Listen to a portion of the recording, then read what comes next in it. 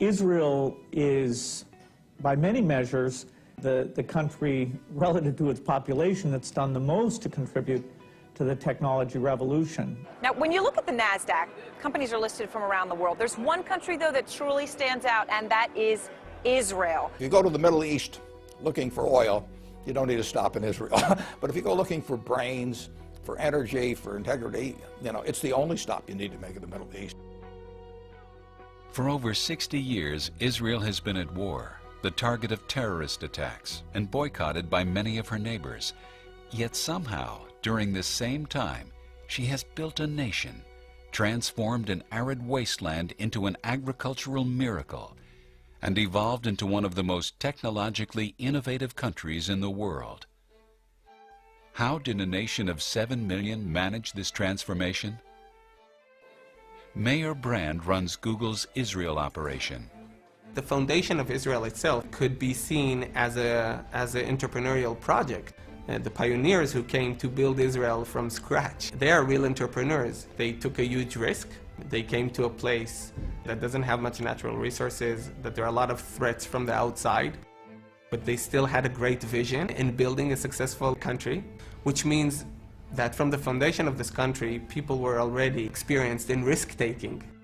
As president of one of Israel's premier science research institutions, Daniel Zajman thinks part of the explanation is deeply embedded in Jewish culture.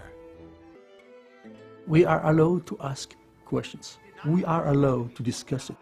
This is very unique, in fact, to the Jewish religion. A willingness to challenge conventional wisdom distinguishes Israel's approach to science. For many scientists, what is on the paper and has been published must be the truth. For an Israeli scientist, what has been published is something what might still question and maybe push further. Israel has this intense penchant for constantly questioning and debating and challenging, which is essential for any innovation-based economy. Dan Senor is co-author of Startup Nation, Israel's Economic Miracle. Some of the factors that have been key to Israel's economic success: the role of the military. Almost every single Israeli goes through a leadership experience at a very young age. They're taught at age 18, 19, 20 years old what it means to lead, what it means to improvise, what it means to be entrepreneurial, albeit out in the battlefield. Civilian R&D spending. Israel spends the highest percentage of its economy compared to any country in the world on R&D. Israel has cutting-edge policies on immigration and assimilation. There are over 70 nationalities represented in Israel.